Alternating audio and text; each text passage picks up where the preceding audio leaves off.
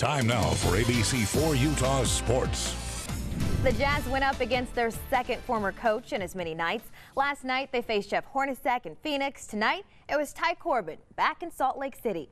Corbin was named Sacramento Kings interim head coach, and now facing his old squad, no homecoming celebration. Gordon Hayward gets the Jazz going with a three-point bucket. Enes Kanter looks back and says, yeah, it's too easy for you. Trey Burke, he comes off the screen and buries the J. The Kings go in, they try to figure it out, go inside, looking good, but Rudy! Yeah, he wants none of that. Big rejection there. Kings go inside again. This time Rudy Gay gets the big dunk, but really, that's about it. The Jazz showed up to play tonight. Hayward, again, another three. He had a big first half and ended up being the game's leading scorer. To the second half now, and just like Mama said, if you work hard for it, you're gonna get it, baby. 17 for Enes Kanter. Then it's Derek Favors. Little step through. He scores the easy two. He had 20. Then watch this drive by Hayward. Just sliding and slipping. 30 for the franchise player. The Jazz running away with it now. Dante Exum with a little floater in the lane. Utah wins it 102-90 and snaps a three-game losing streak.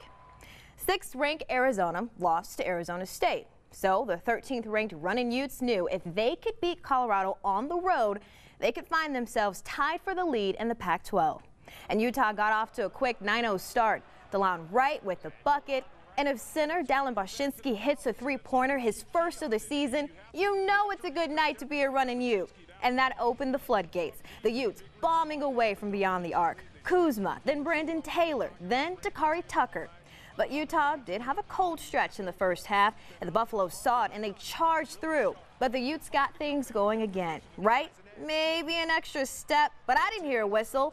Then it's Taylor to beat the buzzer before halftime. Utah up a dozen. Second half now, the Utes keep the pain coming. Taylor, one of his 6 three-pointers. Then Loveridge with a couple of long balls in a row.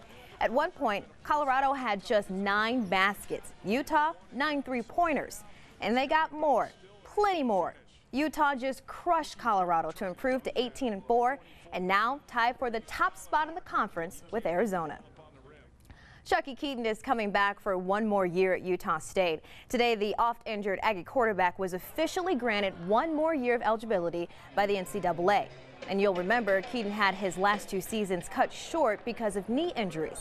Now, he probably won't be able to participate in spring ball, and because the Aggies did so well without him last season, it'll be interesting to see if Keaton regains his starting job in the fall.